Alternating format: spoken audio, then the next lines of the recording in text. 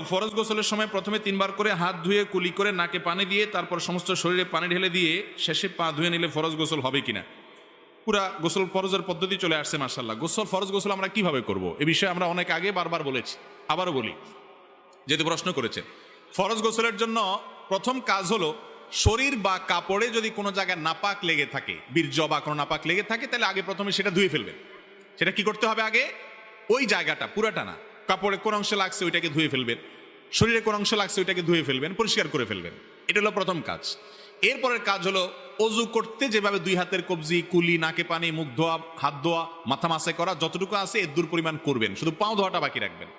আর কুলির সময় সাধারণ অজুর কুলি চলবে না, কুলি করতে হবে গড়গড়া করে, ভালো করে, বুঝতে পারছেন?